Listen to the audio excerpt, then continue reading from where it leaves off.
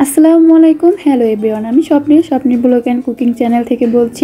আজকে আমি আপনাদেরকে দেখাবো মিক্স বাদাম দিয়ে খুবই পুষ্টিকর একটি নাড়ু তৈরির রেসিপি। চলুন তাহলে রেসিপিটি দেখে নেওয়া যাক। যাদের বাসায় অনেক ধরনের বাদাম থাকে কিন্তু খাওয়া হয় না, তারা কিন্তু এভাবে নাড়ু বানিয়ে খেয়ে ফেলতে পারেন। আমার বাসায় অনেকগুলো বাদাম ছিল, মিক্স ফ্রুট ছিল, তো খাওয়া হচ্ছিল না, তার জন্য ভাবলাম এভাবে নাড়ু বানিয়ে ফেলি, বাচ্চারাও খেয়ে ফেলবে আর আমরাও খেতে পারবো খুব ভালো করে। এটা কিন্তু খেতে অসম্ভব মজার হয় এবং পুষ্টিগুণে ভরপুর। বাদামে যে এত পুষ্টি, কতটা পুষ্টি সম্পন্ন সেটা তো আমরা সবাই জানি, এবং বাচ্চাদের ব্রেন ডেভেলপমেন্টে খুবই কার্যকরী বাদাম। তো এখানে কাঠবাদাম, কাজু বাদাম, পেস্তা বাদাম এবং কিছু মিক্স ফ্রুট ছিল, সেটা হালকা একটু তেল দিয়ে ভেজে নিচ্ছি। আপনারা চাইলে ঘি দিয়ে বা বাটার দিয়েও ভেজে নিতে পারেন। হালকা করে ভেজে নিচ্ছি। তো হালকা যখন একটু মসমসে টাইপের মনে হবে তখন আমি নামিয়ে নেব। এখন ব্লেন্ডারে দিয়ে দিব, ব্লেন্ডারে ব্লেন্ড করে নেব, একবারে গুঁড়া করে নেব বাদামটা। আমরা কিন্তু এই বাদামটা গুঁড়া করে রেখেও দুধের সাথে মিশিয়ে বা পায়েসের সাথে মিশিয়েও খেতে পারি, আর এভাবে নাড়ু তৈরি করেও খেতে পারি। আমার কাছে মনে হয় যে নাড়ু তৈরি করে রাখলেই ভালো হয়, একটা একটা খেলে পুষ্টিটা পাওয়া যায়, আর মাঝে মাঝে কিন্তু খেতে মন চায় না দুধের সাথে মিশিয়ে। বাদামটাকে কিন্তু আমার ব্লেন্ড করা শেষ, তো এখন নামিয়ে নেব। বাচ্চাদের জন্য কিন্তু বাদাম খাওয়া খুবই উপকারী, ওরা কিন্তু এমনিতে খেতে চায় না। এভাবে যদি বাদামের নাড়ু তৈরি করে দেন তাহলে কিন্তু ওরা খুব মজা করে খাবে। বাচ্চারা কেন, বড়দের কাছেও এটা খুব ভালো লাগবে। তো সামান্য একটু তেল দিয়ে নিচ্ছি, এখানে আপনারা ঘি বা বাটার ব্যবহার করতে পারেন। আমার বাসায় ছিল না, তার জন্য আমি সয়াবিন তেল ব্যবহার করেছি। হালকা একটু ফ্লেভারের জন্য এলাচ, দারচিনি আর তেজপাতা দিয়ে দিয়েছি।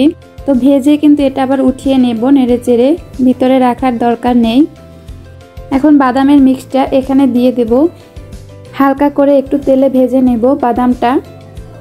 যেহেতু বাদাম দিয়ে নাড়ু তৈরি করব, তার জন্য এটা একটু পাক উঠিয়ে নিতে হবে।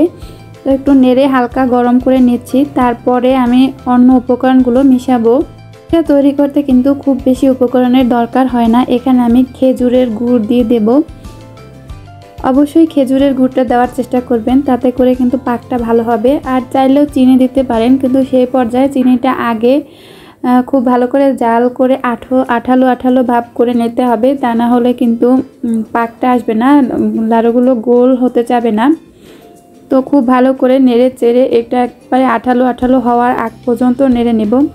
সামান্য একটু লবণও দিয়ে নিচ্ছি, আপনারা আপনাদের স্বাদ মতো লবণ দিয়ে নিতে পারেন। তো নাড়তে নাড়তে কিন্তু আমার কালারটা অনেকটাই চেঞ্জ হয়ে এসেছে নাড়ুর।